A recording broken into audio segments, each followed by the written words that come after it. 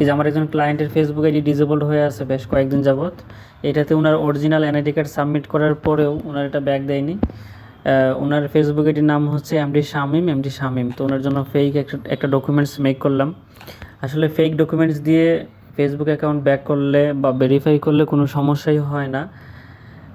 এটা শুধুমাত্র ব্যাক করার ক্ষেত্রে আমরা এরকম ডকুমেন্টস বানিয়েই মূলত অ্যাকাউন্টগুলো ব্যাক করে থাকি।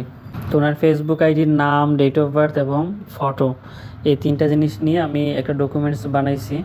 তো ওটা এখন এখানে সাবমিট করব। এটাতে কিন্তু আর একবার আইডি কার্ড সাবমিট করা যাবে। এই কারণে আমরা প্রথমত কোনো অ্যাকশনে যাই না, কিন্তু এই আইডিটা আমি 2-3 দিন যাবৎ অ্যাকশনে যাওয়া ছাড়া চেষ্টা করছি, ওটা ব্যাক করা সম্ভব হয়নি। এখন বাধ্য হয়ে এখানে কার্ড সাবমিট দিতে আসলাম। তো এটা কিন্তু আর একবার চেষ্টা করা যাবে। এই যে দেখেন, you can try one more time. তো আমি এটা ট্রাই এগেনে ক্লিক করব। এটা আপনি ফেসবুক অ্যাপ অথবা ক্রোম বা যে কোনো ব্রাউজারের মাধ্যমেও করতে পারবেন, কোনো সমস্যা নেই। তো সেখান থেকে এই যে I don't have any of this, এখানে ক্লিক করে আপনার যদি এখানের মধ্যে কোনো কার্ড না থাকে, অফিসিয়াল কার্ড না থাকে, এখানে আপনি আনঅফিসিয়াল 2টা কার্ড আপলোড করতে পারবেন, যেমন স্কুল কার্ড বা এগুলা। কিন্তু ডিসেবলড অ্যাকাউন্টে কখনো আনঅফিসিয়াল কার্ড এখানে সাবমিট করবেন না, যেমন স্টুডেন্ট কার্ড, কলেজ কার্ড, এগুলো আগর বাগর আছে না, এগুলো এখানে সাবমিট করবেন না কখনো, অ্যাকাউন্ট ব্যাক দিবে না। তো ডিসেবলড অ্যাকাউন্টে সবচেয়ে ভালো কাজ করে হলো পাসপোর্ট, ড্রাইভার লাইসেন্স আর হলো ন্যাশনাল কার্ড, এই তিনটে একটু ভালো কাজ করে। তো আমি এটাতে ন্যাশনাল কার্ড মারবো। আমার কাছে একটা ন্যাশনাল কার্ড আছে, এটা খুব ভালো কাজ করে ডিসেবলডে। আচ্ছা, ওটা 1500x1000 পিক্সেল সাইজ করতে হবে। তো আমরা চলে যাব পিক্সেল ল্যাবে, আমরা সাইজ করে দিলাম 1500x1000।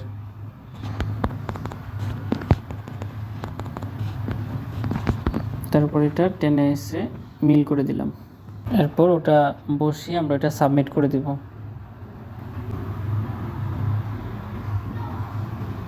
আচ্ছা, ওটা সাবমিট হয়েছে। আচ্ছা, এখানে বলা আছে যে 1 দিনের বেশি সময় নিয়ে হলেও আপনার ইনফরমেশনগুলো রিভিউ করবে ওরা। তারপর যদি কোনো ভায়োলেন্স না পায় তাহলে আপনাকে আবার ফেসবুকে অ্যাভেল করে দিবে, মানে ইউজ করার জন্য দিবে। আবার যদি কোনো ভায়োলেন্স পেয়ে যায় কমিউনিটি স্ট্যান্ডার্ড, তাহলে পার্মানেন্টলি ডিসেবলড হয়ে যাবে। অনেকের ফেসবুক অ্যাকাউন্টে কোনো রিভিউ আসে না, এভাবেই বসে থাকে মাসের পর মাস, দিনের পর দিন। তো তাদের ক্ষেত্রে আপনারা প্রথমত দেখবেন যে জিমেইলে কোনো মেইল আসছে কিনা। আচ্ছা, ওনার জিমেইলে দেখেন যে 23শে জুন ওনার ফেসবুক অ্যাকাউন্টটা ডিসেবলড হয়। তারপর উনি এনআইডি কার্ড সাবমিট দিয়েছিল 24 তারিখ, এই যে 2 দিন আগে ওটা সাবমিট দিয়েছিল, কিন্তু ওটা নেগেটিভ মারছে। যদি আপনাদের ফেসবুক আইডিতে এই অবস্থায় থাকে, এটাকে বলে পেন্ডিং ডিসেবলড অথবা রিভিউ ঝুলে থাকা অবস্থা। যদি রিভিউগুলো ঝুলে থাকে বা পেন্ডিং ডিসেবলডে থাকে, তাহলে আপনারা ইমেলটা চেক করবেন। আইডি কার্ড অথবা ফেস রেকর্ড সাবমিট করার সময় যে ইমেলটা দিছিলেন, ওই ইমেইলে কিন্তু রিভিউগুলো আসবে। এই যে দেখেন, ওনার রিভিউটা কিন্তু আসছিল, এটা যদিও 2 দিন আগের মেল। তো আজকে আমি ওটা সাবমিট করলাম, দেখা যাক কী হয়। এবং এখানে যদি আপনি ক্লোজে ক্লিক দেন, তারপর সেম ওই পেজটাই আসবে। আপনাকে অপেক্ষা করতে হবে মিনিমাম 24 ঘন্টা থেকে 48 ঘন্টার মধ্যে রিভিউটা চলে আসে।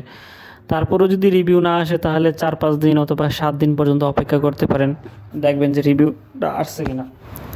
তারপর অন্য একটা আইডিতে এনআইডি কার্ড সাবমিট করে এই আইডিটা ব্যাক করে ফেললাম। দেখেন, you are back on Facebook, এবং আমি তাকে মেটা ভেরিফাইও করে দেবো সাথে ফ্রি।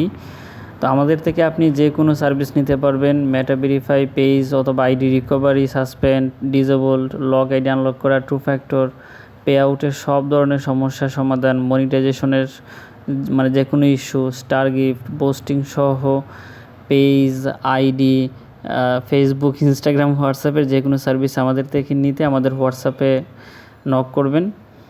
আমরা যথাসাধ্য আপনাকে হেল্প করার চেষ্টা করব।